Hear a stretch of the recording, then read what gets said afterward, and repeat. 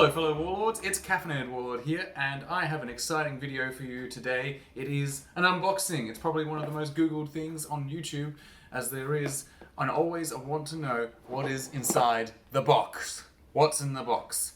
Now this isn't any old normal delivery box from Mantic Games. This is actually the crazy box. And it's not just any crazy box, I got two. First I bought the fantasy crazy box, that should be in here.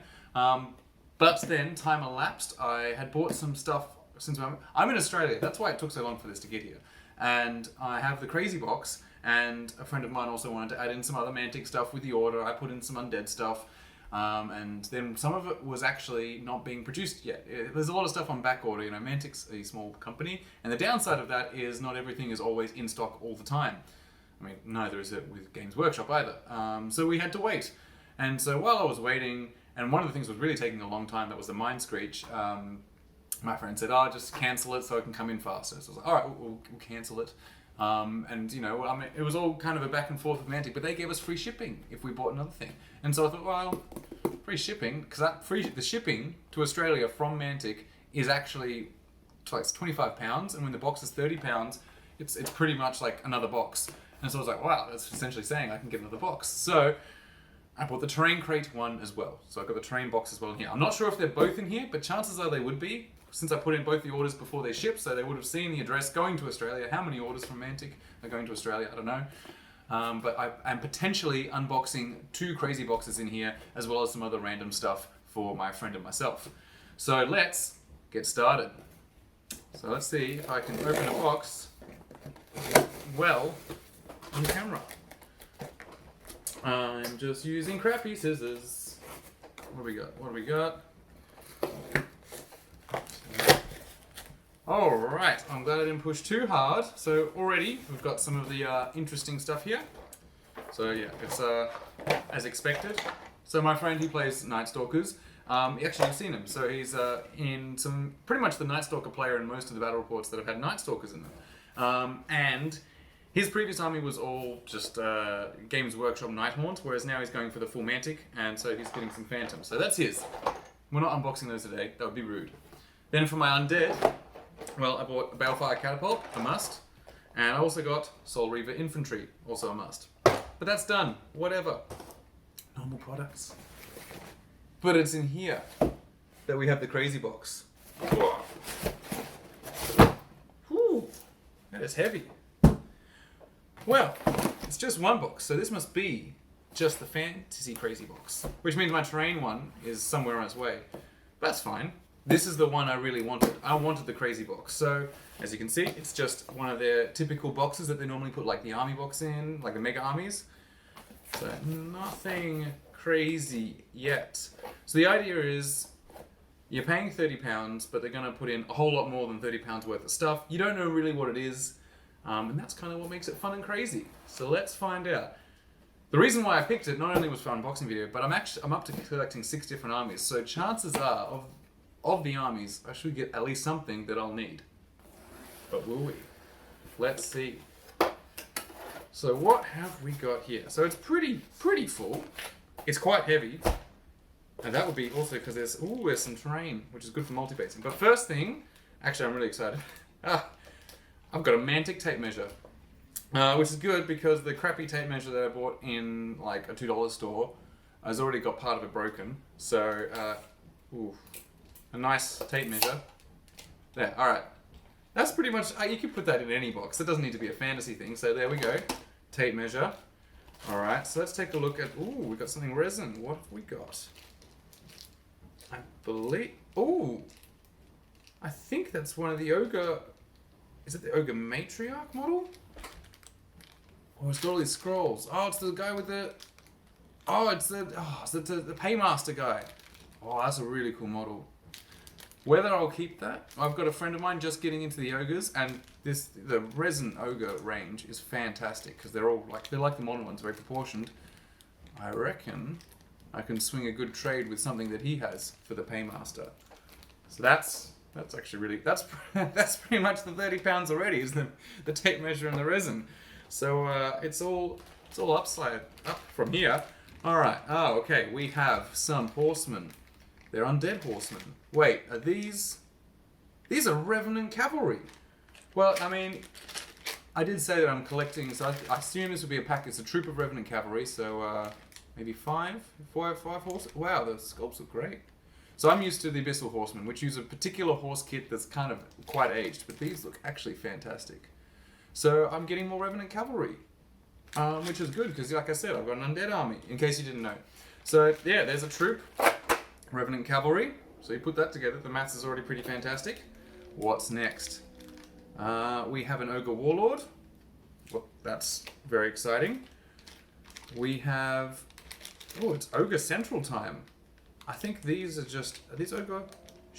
not Shield Breakers. I think it's just... Oh, no, it's just some... these must be from maybe Ogre Warband. Or Vanguard, because they look incredibly well detailed. Well, that's pretty cool. Just some nice Ogres. So... I'm just kind of not really sorting them into armies, but just kind of turning out that way. So some cool ogres. We have some undead. Whoa, it's got a check. Oh, it's a guy that walks an undead dog.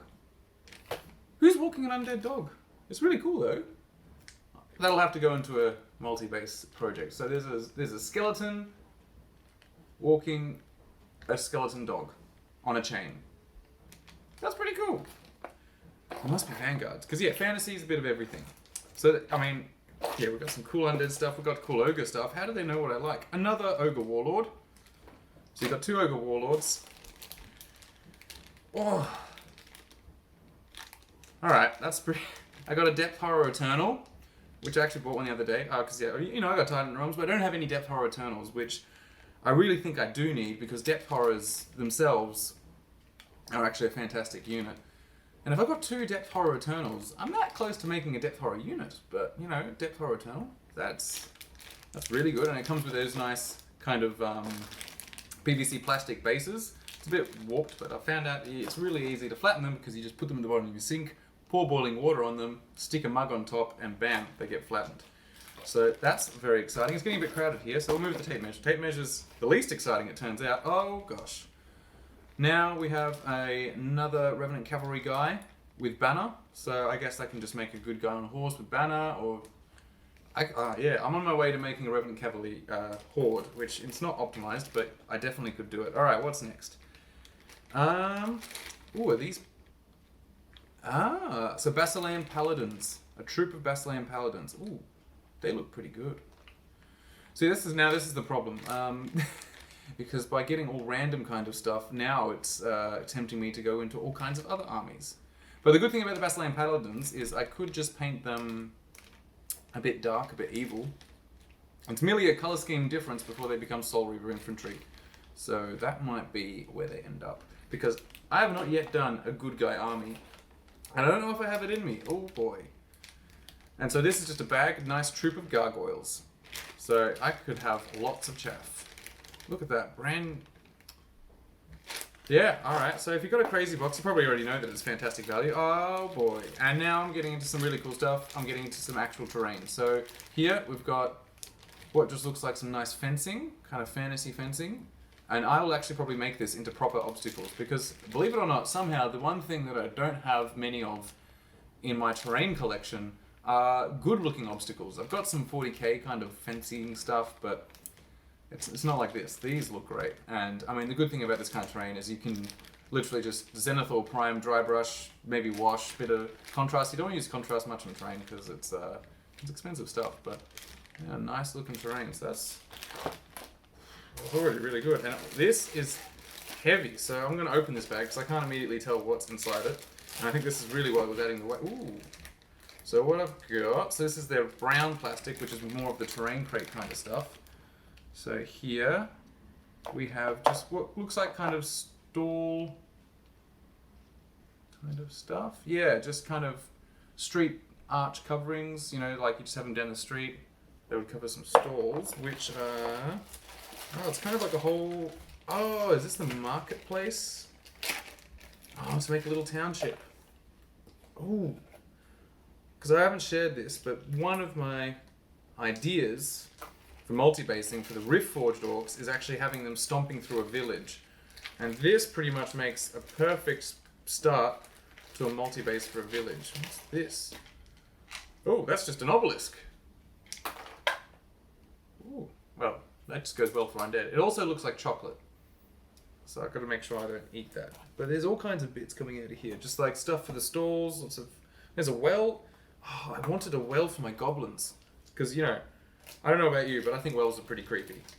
So I would definitely like to use a well with my goblins. And it came with 2 wells. So I have no idea about the value of the train crate stuff, so I can't put that together. But in terms of value to me, I'd say this box is a complete hit. There's a lot of ogre stuff, but you know, the good thing is you always know some ogre players, so I reckon I can pass those on in some way, shape or form, or they can serve as prizes for tournament events. There's really no downside, but yeah. That's a crazy box. And if that's a crazy box, I was expecting, I mean, there's nothing wrong with the Mantic dwarves and elves and things like that. I mean, if I got them, I would somehow make use of them, but yeah, instead I get all these quality sculpts, really good ogres, pretty much lots of good undead. I mean, you get anything from undead, you're doing well. Some weird guy walking a dog, I'm not sure what's going on there. Fencing, and gargoyles, and a depth horror, and a measuring tape. It's all pretty good, but it's not over. So we've got some more stuff in here. So I've got League of Infamy, which I believe is one of their very fun kind of standalone games.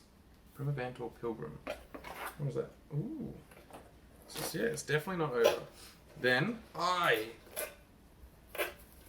okay, that's actually pretty cool.